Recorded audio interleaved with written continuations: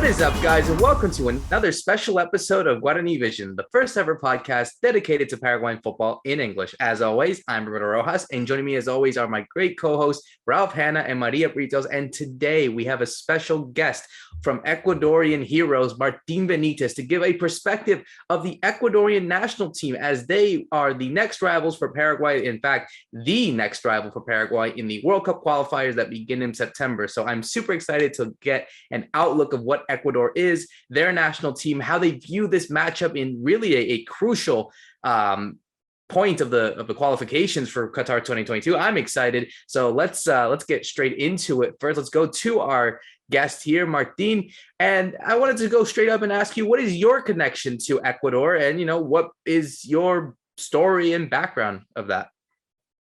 Yeah, thank you, Roberto.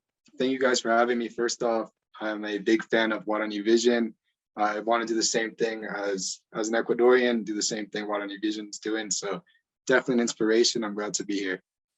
Well, my name is Martin Benitez. I was born in Ecuador. I grew up in the United States, played soccer in multiple academies there. Came back. I'm now in Quito, living here. I'm a graduated coach from the Ecuadorian Football Federation, the FEF. And yeah, I'm working here. I'm living in Quito right now. And I decided to create this Ecuador Heroes page.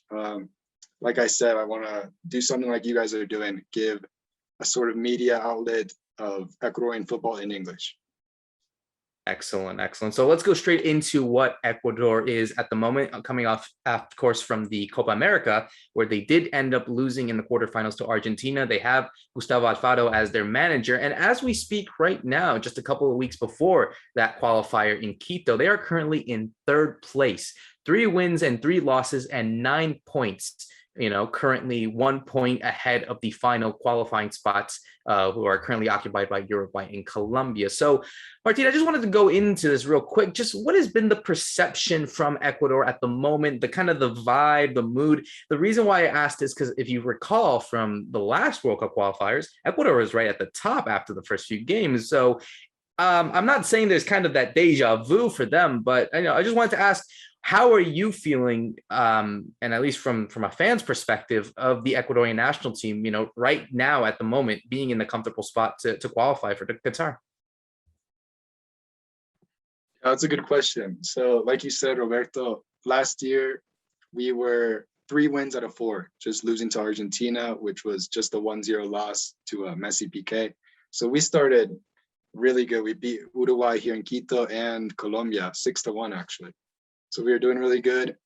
Recently, right before the Copa America, we lost a crucial game to Peru here in Quito. That's 3 points that we have the home advantage because the altitude, that's our game plan to try to win every game at home. So losing to Peru, who kind of woke up Peru because Peru wasn't doing that good. That definitely hurt. And the vibe right now, Copa America, I think we did good. We qualified past group stage. We lost to Argentina. The score, we'll tell you one thing, it was 3-0, but I think we played good.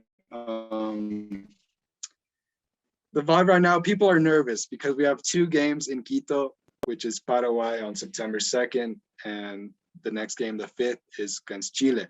So we're trying to save those points. We're trying to definitely beat those 2 teams, Paraguay and Chile, get the 6 points here in Quito. And so I would say the fans right now are more nervous than anything.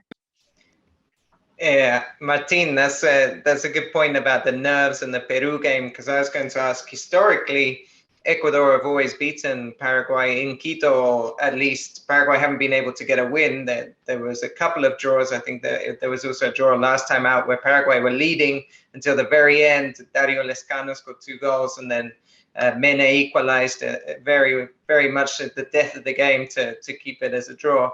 But with that kind of historic performances against Paraguay specifically, do you feel that Ecuador are the favorites going into this game? And how do Ecuador take that as a team where they have to be kind of not playing on counter-attack or on the back foot, but they have to be leading the game and taking it to the opposition? That's a good question, Ralph. I think Ecuador will be slight favorites just because of the home advantage.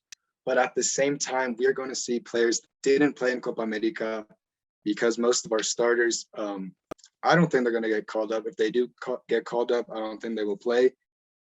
Most haven't had minutes after the Copa America.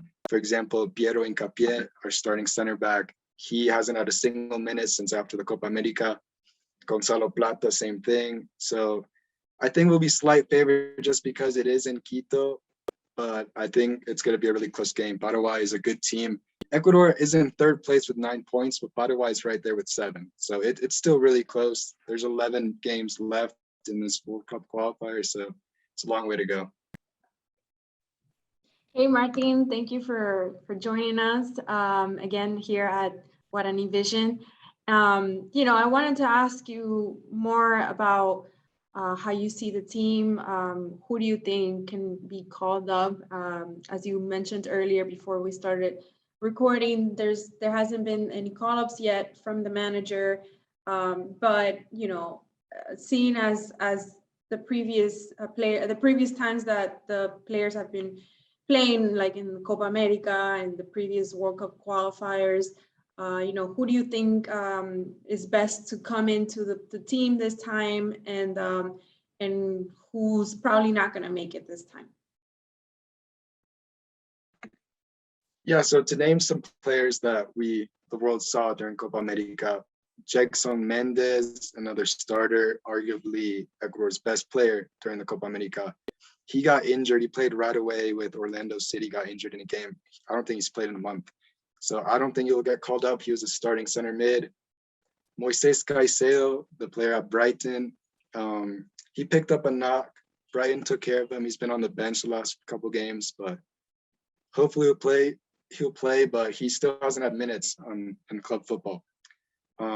There's some players that are playing MLS or in the Liga de Mexico who are doing good right now. For example, to give names, Renato Ibarra, a winger, plays for Club America. He scored on his game back yesterday, actually. Felix Torres, the center back at Club Santos Laguna, Javier Arriaga in Seattle. They're all players who were, they're on the radar for Ecuador, but haven't had the minutes on the first team. So I think they'll definitely have a chance. Now, looking into how Paraguay, and Ralph had mentioned it beforehand, that kind of history that Paraguay have never won a World Cup qualifier on Ecuadorian soil. You talk about that kind of pressure and how people might get nervous. And we feel that as well sometimes when we have to play opponents, obviously using us as a reference. We've never lost to Ecuador on Paraguayan soil in a World Cup qualifier. So it kind of works both ways when you look at going into this game. But, looking into how you guys perceive Paraguay, I think it's always great to see what people think of the country. Obviously we're the ones that like to talk about it, but we always want to hear the different perspectives from people in South America that do talk about them. So I wanted to ask, what do you feel, at least in your opinion, or at least from a lot of Ecuadorians' opinion, their perception of Paraguay in these recent years, not just historically for making it to the World Cups in the past, but just like right now with this new generation under Berizzo? Yeah, definitely a lot of respect to Paraguay. They're a team that in Spanish like to say tienen garra. They are a strong team. They'll play you for 90 minutes really hard. So they're well respected. Paraguay is not a small team. They can easily get into the World Cup, and they're one of our main rivals to qualify. So. And Roberto's talking about the Paraguayan generation now at Berizzo, because we feel that we're producing a lot of young players that are starting to build themselves and mature into this international team, but maybe it's still somewhat of a transition. But switching to Ecuador, I mean, we've seen some amazing transformation in youth football recently in Ecuador, maybe over the last kind of 5 years or so. And that's not just in the national team. We've also seen it at club level with Barcelona doing well in the Libertadores. You had Independiente del Valle as well, fight in continental tournaments. So I just wanted to get your opinion on what do you think, you're there with the federation working there. What do you think they've done, and how has that transformation happened for Ecuador to now be in this kind of golden generation? Yeah, thanks, Ralph. So basically it's a mixture of organization throughout the clubs and the national team. The FEF is doing an amazing job with scouting, youth ranks. A shout out to the general director of youth football in the FEF. His name is Jorge Celico. He's an Argentinian.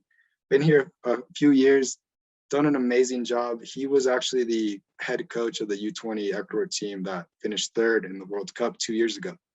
So yeah, he's still working in the youth divisions. One thing that I really like about the FEF is multiple times a year they'll do something called microciclos. For my English audience, microciclos are just like a weekly long training sessions. So they have like a camp here in Quito and Guayaquil.